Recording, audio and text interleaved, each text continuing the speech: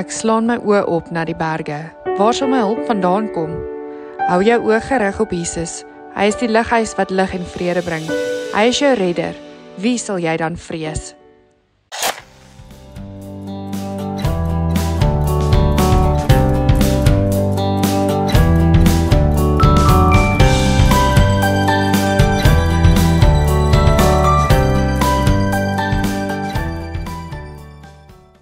Nou 'n paar weke terug, eintlik 'n paar maande terug, vind ek my in die ry by een van die winkels.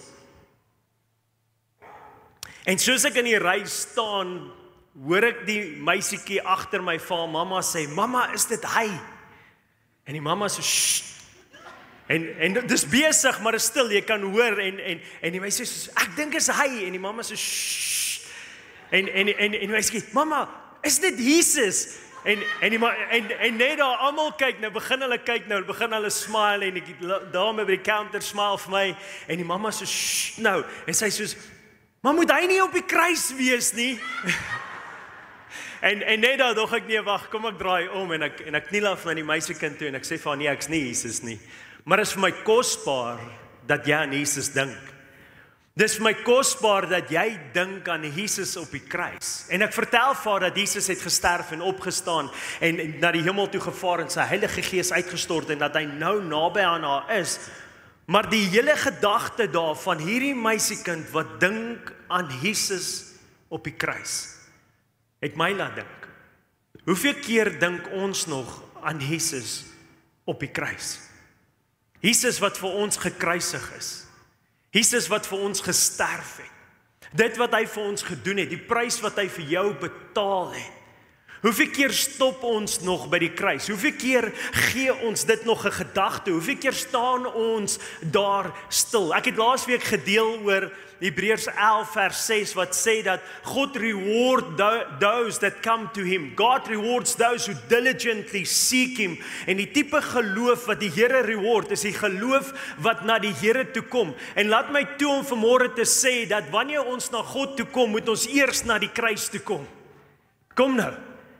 Daar's nie 'n wedergeboorte wat opreg kan wees nie. Daar's nie 'n bekering wat opreg kan wees as dit nie by die voete van die kruis gebeur nie. Elkeen van ons, hopelik was daar 'n dag gewees wat ons by die kruis gaan stil staan het en gestop het en besef het wat 'n ongelooflike prys Jesus Christus betaal het. Dis by die kruis wat ek en jy besef dat dit is 'n duur prys. Dis by die kruis wat ons besef hoeveel seer hy moes verdra. Hoeveel pyn hy moes verdra, wat het hom gekos het, wat het die Vader gekos het. Dis by die kruis wat ek en jy besef wat 'n geweldige groot geskenk Jesus ons eintlik gee. Dis by die kruis wat ons besef wat hy regtig gedoen het. Dis daar. Dis hier waar enige oordentlike opregte bekering plaasvind, dis by die voete van die kruis. Dis by die voete van die kruis, die bewustheid, die wete van dit wat hy gedoen het. Ek het gegaan na Genesis 32 toe, waar Jakob geworstel het met God. En dan gryp Jakob die voet vas en dan sê hy, ek sal nie jou voet los, totdat jy my nie seën nie. Ek sal nie jou voet los, totdat jy my nie seën nie, sê hy vir die Here. En ek kry hierdie beeld in my gedagte, dat Jesus wat aan die kruis hang, en 'n bekeerling wat na hom toe kom en aan die voete van Jesus kom vashou, terwyl die bloed van die kruis afdrup en aan daai voete vashou en sê, Here Jesus, ek sal hier nie los nie. Ek sal hier nie laat gaan nie. Here, tot U my nie 'n openbaring gee van wat hier aan die kruis gebeur het nie, sal ek nie los nie. Ek sal vashou. Here, ek sal aan die voete vashou aan die kruis totdat ek verstaan dat dit my sonde is wat U teen die kruis laat vaslaan het. Here, ek sal by die voete van die kruis vashou totdat ek verstaan hoe seer dit was. Hoeveel pyn U moes verdra het, hoe aaklig dit moes wees om my las te dra. Here, ek gaan nie los. Ek gaan nie los tot ek 'n openbaring kry van die prys wat betaal is nie. Die prys wat betaal is aan die kruis, die vashou aan die voete van Jesus Christus, totdat ek verstaan. Wanneer ek en jy aan die voete van Jesus by die kruis vasgehou het, kom ek sê dit so. Imagine ek en jy die voorreg gehad, dit moes aklig gewees het, maar imagine ek en jy die voorreg gehad, om ons vriend Jesus Christus te sien, hang in die kruis. Imagine jy was daar, en is nie net 'n storie in die Bybel wat jy lees nie, imagine jy was daar, en jy het die reuk van bloed geruik, jy het die pyn gesien, jy het die seer ervaar, en jy het aan die voete van Jesus kon vashou op daai oomblik, en jy besef dit was jy.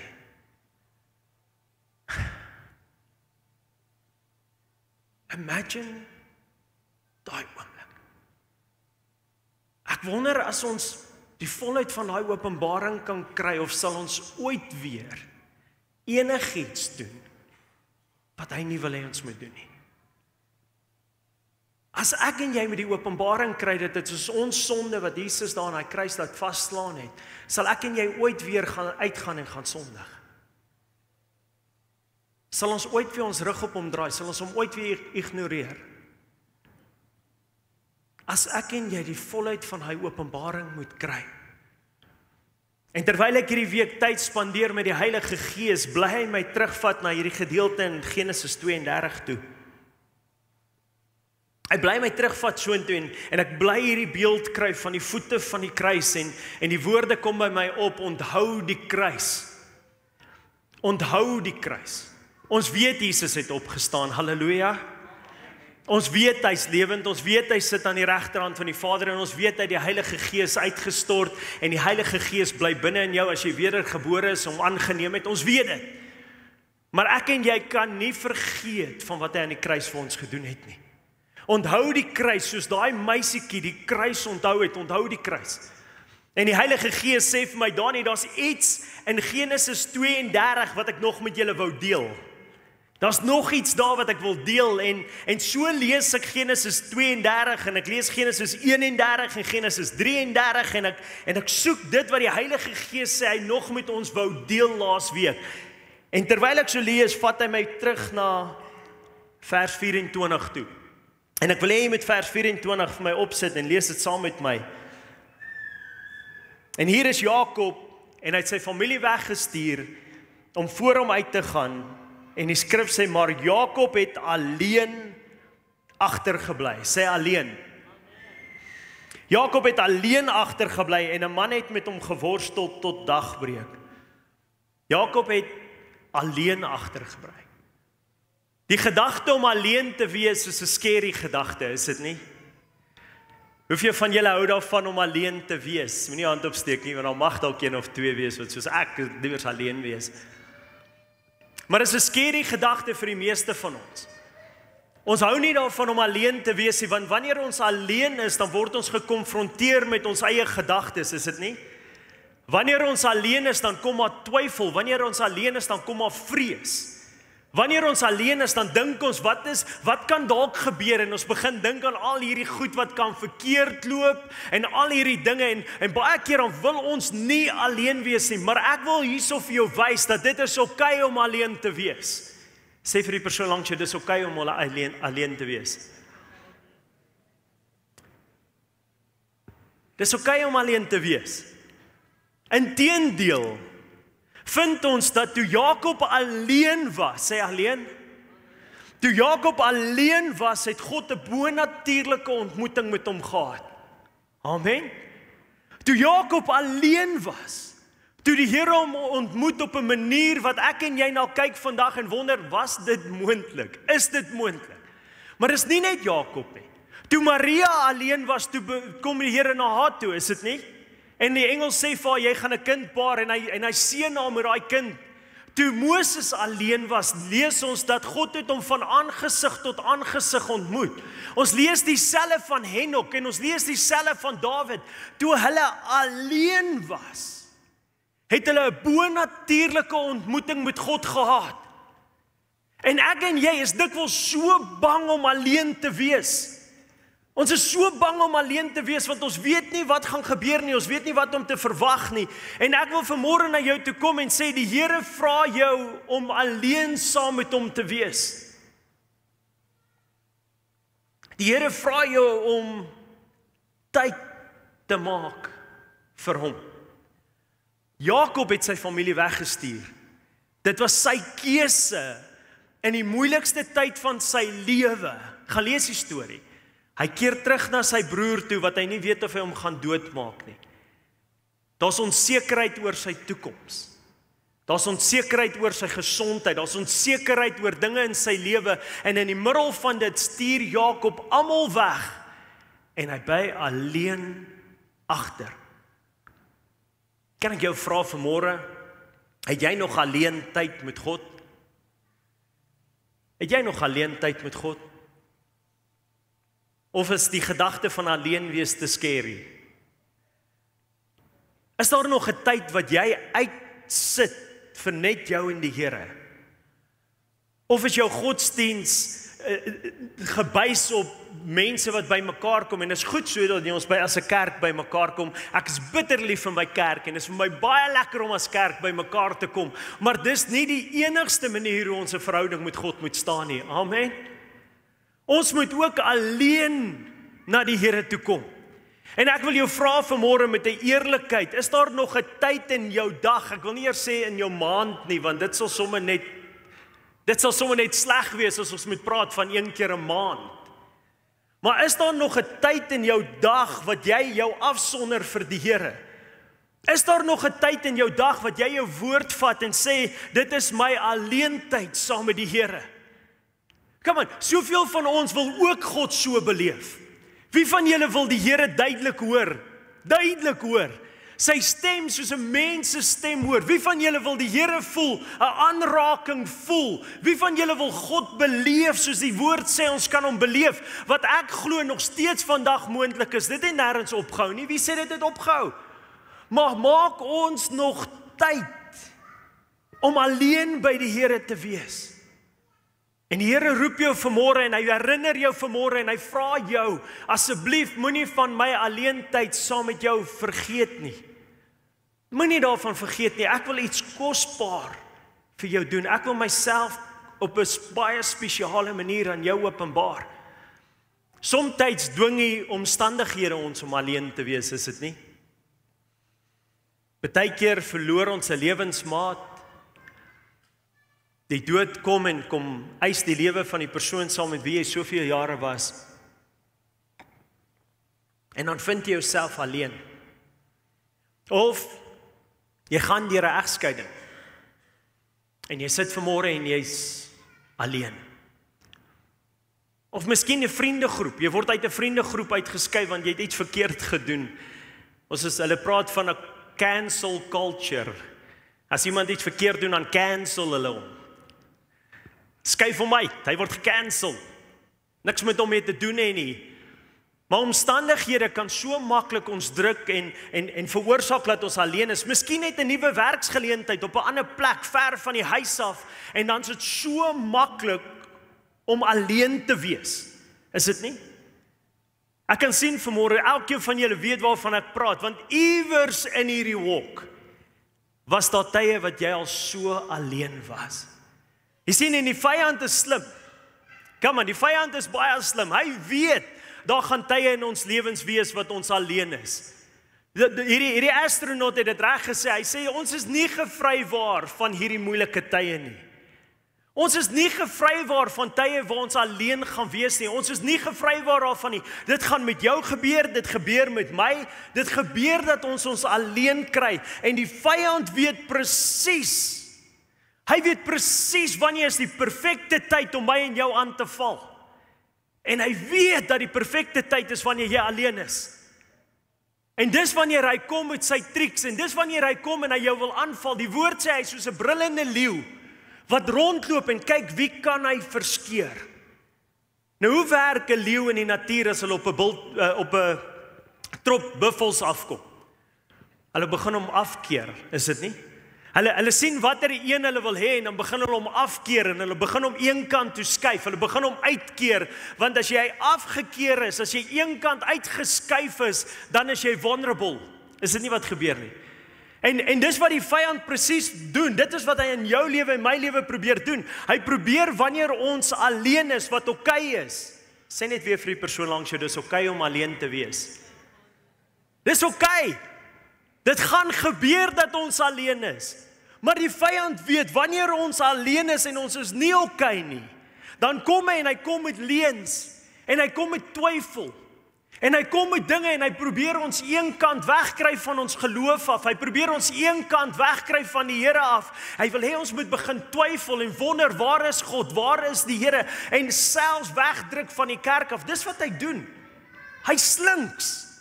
Want hy weet as hy jou kan afgekeer kry, is jy vulnerable.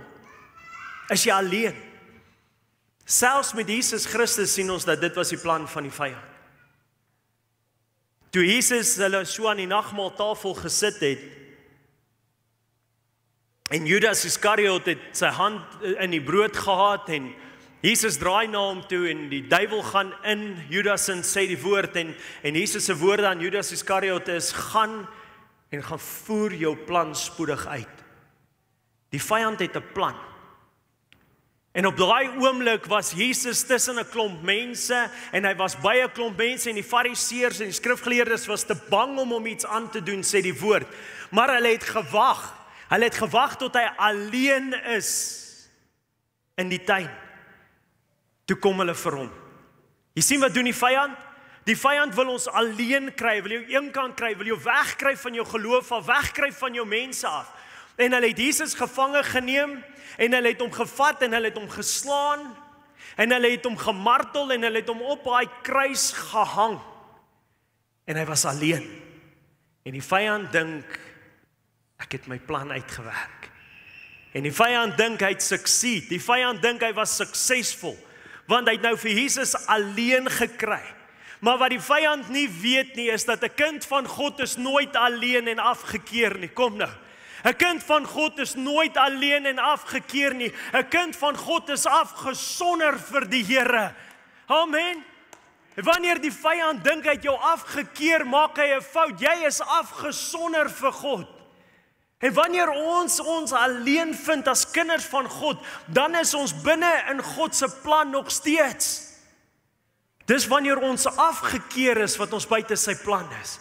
Dis wanneer ons een kan staan wat die vyand kan regkry, wat hy wil regkry, maar wanneer ons afgesonder is vir God, nog steeds alleen, maar afgesonder, dan kan God se plan in ons lewens geskied.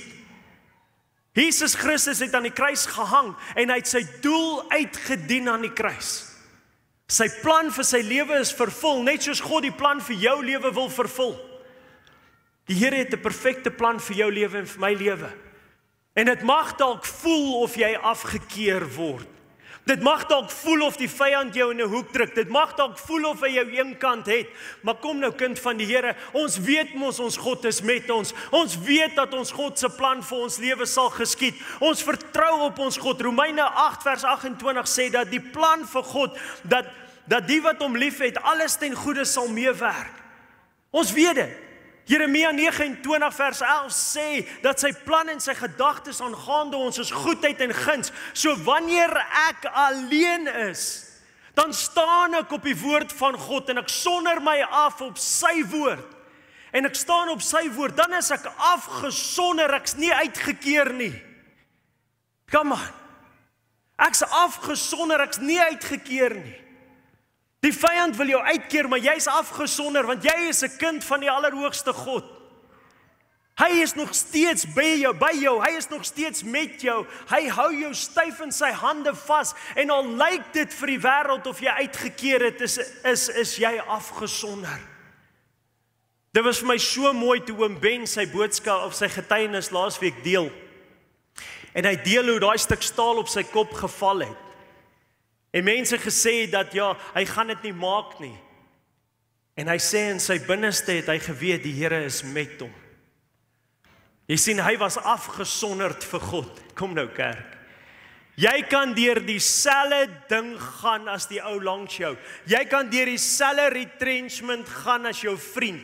Jy kan deur dieselfde aaklige ding gaan in jou huwelik. Jy kan deur dieselfde aaklige ding gaan wat dit gesondheid aanbetref. Jy kan deur dieselfde alleen situasie gaan, maar jy kan kies om op die woord van God te staan en te sê ek is afgesonder, die Here is met my. Hy sal my nie in die steek laat nie. Hy sal saam met my gaan, al gaan ek deur die dal van doodskadu. Ek sal niks vrees nie, want God is met my. Met die Here aan my sy hardloop ek 'n bende storm. Jy hoef nie die Here aan my sy te sien nie. Jy hoef nie die engele te sien wat voor my uittrek nie, maar God is met my. Of jy kan kies om die victim te wees. Of jy kan kies om hierdie kant te staan en te sê, nee, maar ek is afgekeer, die duiwel kry nou weer sy sin, en hy kry nou weer hierdie goed reg, en daai goed reg. Ek weier eenvoudig. Ek weier as 'n kind van God om te aanvaar, dis ek. Ek gee nie om wat ek deurgaan in hierdie lewe nie. Daai ou het dit reg gesê, kom maar, ons is nie gevrywaar van moeilike tye nie. Maar wanneer 'n kind van God deur moeilike tye gaan, word hy afgesonder vir die Here. En die Here kan jou ontmoet soos hy vir Jakob ontmoet het, en jy kan 'n bonatuurlike storie hê om te vertel van die goedheid en die guns van die Here. Hoor hoe mooi sê Dawid dit in Psalm 138, vers 7. Wanneer ek in die moeilikheid is, wanneer ek alleen is, wanneer ek deur hierdie goed gaan, wanneer dit nie maklik is nie, help U my. Mense kry my nie onder nie. U keer dat mense wat my wil seermaak dit reg kry. U red my uit hulle kloue. Die Here sal vir my sorg totdat ek die dag doodgaan. U liefde hou nooit op nie. Moet asseblief nie ophou om vir my goed te wees nie. Die Living Translation sê, and the Lord is working out His plan for my life. Dawid, wat vir Saul vrees en weghardloop, sê dat ek weet die Here is met my. En ek weet God is besig om sy plan uit te werk vir my lewe. Ek weet dat die Here is by my man. Ek weet dat ek is veilig in sy plan, en alhoewel sy plan nie nou vir my sin maak nie, weet ek hy is 'n sovereign God. Weet ek dat hy het 'n plan. Toe Jesus aan daai kruis hang, toe maak die plan van God glad nie vir die disippels sin nie. Kom nou. Dit het nie vir die mense sin gemaak nie. Hoe kan die redder van die wêreld nou aan die kruis hang? Hoe maak dit sin? Maar net soos ons glo dat dit was die plan van God, en net soos ons weet wat 'n uitwerking dit op ons lewens gehad het, net so moet ek en jy, wanneer ons deur moeilike tye gaan, ook kan terugstaan en sê, God is aan my sy. Hy is besig om sy plan vir my uit te werk. Ek vertrou hom. Ek vertrou hom. Dis oké om alleen te wees. Dis nie oké om alleen te wees en die victim te word nie. Dis nie oké nie. Dis nie oké om alleen te wees en te begin val in depressie en jouself jammer te kry en te vergeet van God. Dis nie oké nie. Sê vir die persoon langs jou, daai is nie oké nie. Daai is nie oké nie. Want dis nie wat God my en jou wil hê nie. Dis oké om alleen te wees en bang te wees en te twyfel en te vrees, maar nog steeds te staan op die woord van God. Dis oké. Dis oké om te wonder wat gaan môre gebeur, maar te glo dat die Here vir jou deur sal kom en jy gaan staan op sy woord. Dis oké. Dis oké om alleen te wees en te weet, maar ek het gefouteer en ek is nie perfek nie en ek het soveel foute in my lewe, maar genadigvol is hy en hy sal my vergewe en sy genade is elke dag nuut en ek kan bly terugkom na hom toe. Dis oké. Dis oké, want dan is jy afgesonderd vir God. Wanneer ons praat van afgesonderd, dan praat ons nie van iemand wat heilig lewe en hy maak nooit foute nie. Afgesonderd vir God is om te staan op sy woord, te kies om na hom toe te gaan wanneer dit moeilik raak en nie te kies om in daai gat te val en toe te laat dat die vyand jou uitkeer nie. 'n vriend van my 'n hele paar jaar terug bel 'n vriend van my en ek het 'n pad met hom gestap en hy was verslaaf aan 'n paar goed en ek help hom en hy gee sy hart vir die Here en ek doop hom en so gaan dit goed vir 'n paar jaar. En hy bel my eendag in trane en hy sê vir my, Dani, jy moet my help. En ek sê vir hom, wat's fout? En hy sê vir my, ek het teruggeval. Ek het weer begin hierdie goed gebruik en as gevolg van dit is my lewe gemors en as gevolg van dit het my vrou my gelos. My kind gevat, is verby. En hy huil. En ek sê vir my vriend, jy weet die Here is daar en jy weet die Here is daar vir jou en hy wil jou help en hy huil en hy sê, hoe is dit moontlik? Hy sê, hierdie keer het ek alles verloor. Ek het niks meer oor nie, my vrou sal my nie weer terugvat nie, ek het 'n fout gemaak. En ek vra vir hom, ek sê vir hom, wat is vir jou die aakligste van waar jy nou is? En op daai stadium sê hy vir my, die feit dat sy vrou en kind nie meer in die huis is nie, die feit dat hy weet hy het hulle verloor. En ek vra vir hom, ek sê, maar hoe voel jy oor jou verhouding met God? En hy bars uit en hy huil verskriklik. En ek vra vir hom, wat's fout? Hy sê, as ek eerlik moet wees met jou, is dit die ding wat my die meeste pla. Is nie dit wat ek verloor het nie my werk wat ek verloor het as gevolg van hierdie verslawing nou nie my vrou en kinders nie, maar die feit dat ek so ver van God af voel, is my die aakligste ding wat nou met my gebeur het. En ek bid saam met hom, en terwyl ek saam met hom bid, kry ek woord, en ek sê vir hom, die Here sê, hy gaan jou help. En hy sê vir my, Dani, dis nie moontlik nie. Ek sê vir hom, my vriend, vertrou jy my? En hy sê, ek vertrou jou. Ek sê vir hom, gee vir my 3 maande. Die Here sê, sonder jouself af vir 3 maande, moet dit nie as 'n resep vat nie, okay? As jy moeg is vir jou vrou of vir jou man, moet nou nie sê, pastoor het gesê, ek moet vir 3 maande, dis nie wat ek sê nie. Okay, dit was vir hierdie persoon. Maar ek vra vir hom, het jy 'n plek om te bly? Hy sê, ek het 'n plek om te bly.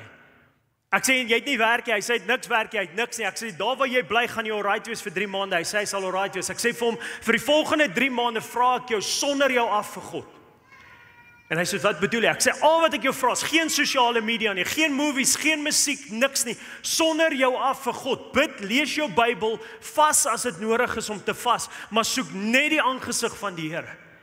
Hy sê, Dani, maar ek moet by my vrou uitkom. Ek sê, jy het nie nodig om nou by jou vrou uit te kom, jy het nou nodig om by die Here uit te kom. Ek sê, jou enigste hoop wat jy nou het vir toekoms is in God, in Christus, dis nie in 'n werk nie. Jy het nie nodig om nou werk te soek nie, jy het nou nodig om die Here te soek. Ek sê, die enigste geluk wat jy nog kan hê saam met jou familie is nou in Christus, dis nie in jou vrou nie. Jy moet die aangesig van die Here nou gaan soek, jy moet jou gaan afsonder vir hom. En die maand gaan verby en ek en hy praat en hy sê vir my, Dani, is bitter moeilik, ek kry onttrekkingssimptome van die goed wat ek gelos het. Ek sê, maar hou vas, soek die Here, is daar deurbraak? En hy sê, Dani, dis bitter moeilik, ek sukkel om die Bybel te lees, ek sukkel om te bid. Ek sê vir hom, ek vra van jou bitter mooi, moenie begin goed buitekant gaan doen nie, moenie gaan rondloop nie, soek die aangesig van die Here sonder jouself af. Hy tweede maand bel hy my eendag en ek kan hoor as iets in sy stem wat verander het. Hy sê, Dani, ek het goeie nuus en ek vra hom, ek sê, het jou vrou jou gebel? Hy sê nee, maar ek het Jesus gevind. Hy sê, ek het Jesus gevind, die Here het met my gepraat, my lewe is besig om te verander. Hy sê, maar ek wonder of moet ek nie nou my vrou bel nie? Ek sê vir hom, my vriend, die Here het gesê 3 maande. Los jou vrou nou, los haar. Ons vertrou dat daar waar sy is sy veilig. Ons vertrou dat daar waar sy is sy in die hande van die Here. Jy het nodig om Jesus te vind. En hy soek die aangesig van die Here. En daai 3de maand bel hy my eendag en hy sê vir my, Dani, jy sal nie glo wat gebeur nie. En ek sê, wat? Hy sê, my vrou het my gebel. Ek sê, jou vrou wat niks met jou uit te waai wou gehad het nie. Hy sê, ja. Ek sê, jou vrou het gesê, dis die laaste keer. Hy sê, ja. Ek sê, wat sê sy? Sy sê, ek het gebid. En die Here het gesê, ek moet jou nog 'n kans gee. Na 3 maande afgesonder, die teenwoordigheid van die Here gesoek. Hy sê, Dani, so, wat dink jy wat moet ek doen? Ek sê, wel, is jou 3 maande verby? Hy sê, ja, so te sê. Ek sê, wel, wonderlik, gaan terug na haar toe.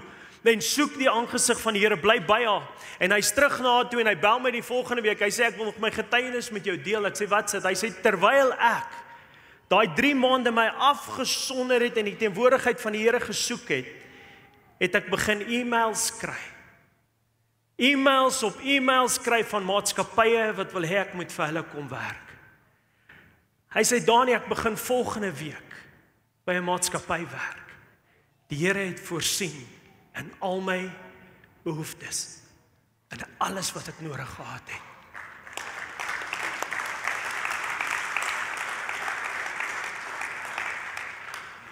In 'n wêreld waar ons leef, is afsonder 'n vreemde konsep. Is dit nie? En ek sê nie met jou werk los en gaan afsonder, want ek sê as vat verlof as dit nodig is om verlof te vat en gaan sonder af. Gaan soek die aangesig van die Here as dit nodig is. Om alleen te wees het my goed geleer. Ek en my vrou is vandag 21 of nou hierdie jaar 21 jaar getroud. 28 jaar saam. Ons was 4 jaar saam, toe ons uit die skool uit. Toe breek ek en sy op vir 3 maande. Vir 3 maande. En vir daai 3 maande was ek so alleen. So alleen. Dit was aklig. Maar weet jy wat het daai alleen my geleer? Daai alleen het my geleer dat die Here my geseën het met 'n wonderlike vrou. Dat die Here vir my voorsien. Daai alleen het my geleer dat ek nooit weer my lewe wil voel soos ek nou voel nie. Daai alleen het my perspektief gegee. Daai alleen het my laat besef dat ek sal my hoogmoedigheid moet laat staan. Ek sal bietjie minder Dani moet wees en bietjie meer soos Jesus moet wees. Kom nou. Daai alleen het my iets geleer. En dis hoekom ek sê vanmôre, dis baie keer goed om alleen te wees. Die prodigal son lees ons dat toe hy, die verlore seun, toe hy in die varkhok was en niemand het hom niks gegee nie, sê die woord. Hy was totaal en al alleen. Toe kom hy tot sy bewussyn. Toe kom hy tot sy sense en hy onthou, maar by my Vader se huis. Die alleenheid het hom iets geleer. Het hom geleer wat God regtig vir hom beteken, wie God regtig is. En soms beland ek en jy op plekke in ons lewens waar ons alleen is, sodat ons weer moet terugdraai na hierdie kruis toe. Partykeer beland ons op plekke waar ons alleen is, sodat ons moet afsonder by hierdie kruis, sodat ons kan verstaan wat ons God vir ons gedoen het, sodat ons kan verstaan wie hy is, die prys wat hy betaal het, sodat ons kan verstaan wat sy grootheid van sy genade, sodat ons kan verstaan wat hy alles vir ons wil doen. Soms is dit nodig om alleen te wees, sodat ons weer onsself hier kan kry, en weet dat ons God is aan ons sy. Hy is met ons. Wanneer ek hier is, afgesonder, dan weet ek weet, ek sien dit nie, maar ek weet dat my God is by my. En ek weet sy woord sal tot vervulling kom in my lewe. Ek weet dat hy my geskaap het vir 'n tyd soos hierdie. Dink julle God maak foute? Dink jy God het 'n fout gemaak om jou in hierdie tyd hier in Suid-Afrika te plaas? In hierdie kerk? Dan sal God mos 'n plan hê vir jou, is dit nie? En as God 'n plan het vir jou, dink jy hy gaan sy rug draai op sy plan vir jou? Wanneer ons deur die moeilikste tye van ons lewe gaan, en ons is alleen, maar afgesonder, kan dit die beste tyd van jou lewe wees. Dit kan die beste tyd van jou lewe wees. En dis 'n bewys dat jou verhouding met God op 'n goeie plek is. As kinders van God moet ons deur die storms kan gaan en nog steeds afgesonderd wees. Maar as jy deur moeilike tye gaan en jy voel afgekeer, jy voel of die vyand jou een kant het, dan moet jy weet dat die Here wil aan daai verhouding werk wat hy het met jou. Jy moet besef, as dit is waar jy jouself vind vanmôre, dan wil die Here aan sy verhouding met jou werk. As jy nie vanmôre bewus is van sy goddelike teenwoordigheid in die moeilikste tye wanneer jy alleen is nie, wil die Here aan sy verhouding met jou werk. Dis moontlik om alleen te wees tussen mense. Come on. Dis moontlik om in 'n huwelik te wees en nog steeds alleen te voel. Dis moontlik om omring te wees met vriende, by 'n braai te staan en nog steeds alleen te voel. Dis moontlik om heeltemal alleen te voel terwyl jy alles en almal rondom jou het. En dis waar ek was. Ek was op 'n plek in my lewe waar ek alleen gevoel het van kleins af. Dis nie my broer se skuld nie, ons het blikke spaai gespeel, cowboys en crooks gespeel. Onthou julle daai tamatiekassies wat ons gekry het? Onthou julle die geweertjies wat ons uitgesny het op die tamatiekasplankies? Ons het al daai goed gedoen, maar van kleins af het ek alleen gevoel. Ek het alleen gevoel, ek het nie geweet dit is oukei om alleen te voel nie. Ek het nie geweet dit is oukei nie. Ek het nie geweet wat om daarmee te maak nie. En die probleem is die vyand weet wat om te maak. Hy kom na jou toe en dan sê jy moet daai alleenheid vul met bietjie dinge van die wêreld. Hy sê vir jou kom maak dit vol met dinge van die wêreld en hoe meer ek en jy dit vol maak met dinge van die wêreld, hoe meer voel ons leer. Hoe meer voel ons soos 'n mislukking, hoe verder voel ons van God af, want dis nie waarvoor daai gat gemaak is wat binne in jou is nie. Ek noem dit die God space. Daai leegheid wat jy voel, daai emptiness wat jy voel, moet volgemaak word met die teenwoordigheid van God, moet volgemaak word met die woord van God. Dis hoekom ons so voel. Wanneer ek en jy alleen voel, is dit ons gees wat uitroep na die Here. Dis ons gees wat uitroep en dit wat ek vanmôre vir jou wil sê is, die Here roep uit na jou, hy klop aan die deur en ek vra, as jy vanmôre hier sit en jy soos Daniël, ek voel afgekeer, ek voel 'n honger, ek voel 'n dors, ek is nie satisfied nie, wil ek vanmôre vir jou sê, jou siel roep uit na meer van God, dis wat besig is om te gebeur. Want as jy totaal en al alleen is, kan jy nog steeds afgesonder wees. Jy kan nog steeds vol wees. Hoor wat sê Jesus het hy gedoen in Galasiërs. En ek beweeg na my eindgedagte toe en ek wil hê jy moet asseblief hierdie hoor vanmôre. In Galasiërs 3 vers 13 sê Jesus, sê die woord, Christus het ons losgekoop van die vloek van die wet deur vir ons 'n vloek te word. Want daar is geskrywe, vervloek is die een wat aan die kruishout hang, sodat die seun van Abraham na die heidene kan kom in Christus Jesus en dat ons die belofte van die Gees deur die geloof kan ontvang. Jesus het my en jou vrygekoop, losgekoop van die kloue van die vyand sodat ek en jy afgesonderd kan wees vir hom. Die belofte van die Heilige Gees is 'n belofte van afgesonderheid. Paulus praat met die gemeentes, dan verwys hy na die gemeente as saints, mense wat afgesonder is vir God. Om wat te doen? Blaai saam na Hebreërs 4 vers 16 toe. In Hebreërs 4 vers 16 dan sê die skrif sodat ons dan met vrymoedigheid na die troon van genade kan gaan, sodat ons barmhartigheid kan verkry en genade en vind om op die regte tyd gehelp te word. God het ons vrygekoop. Jesus het aan daai kruis gesterf. En ek vra jou vanoggend om te dink aan die prys wat hy betaal het. Ek vra jou vanoggend dat dink jy hy sou daai prys betaal het as jy nie vir hom kosbaar was nie. As jy nie vir hom belangrik was nie. Hy het daai prys betaal om die vloek te breek, sodat ek en jy nou met vrymoedigheid na sy troonkamer kan kom. Sodat ek en jy met vrymoedigheid vanoggend na die nagmaaltafel toe kan kom. Maak nie saak wat jou verlede sê nie. Maak nie saak waar jy was nie, maak nie saak wat gebeur het nie. As jy vanmôre sê dat jy glo Jesus Christus is die seun van God, jy het hom aangeneem as jou redder en jou saligmaker en jy bely jou sonde, dan is jy welkom by die troon van God. Amen. Dan is jy welkom, dan is daar vir jou oorwinning en Jesus Christus wil elkeen van ons vanmôre nader nooi en sê kom sit aan tafel by my. Kom sonder jouself af vir my.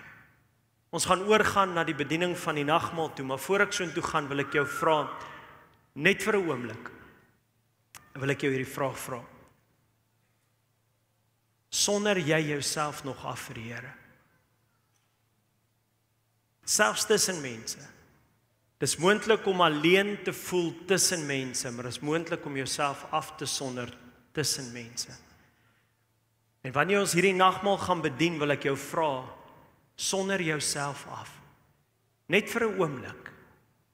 Dink aan die geweldige prys wat Christus vir jou betaal het. En wat hy aan daai kruis vir my en jou gedoen het. Want hy het ons vrygekoop. Amen.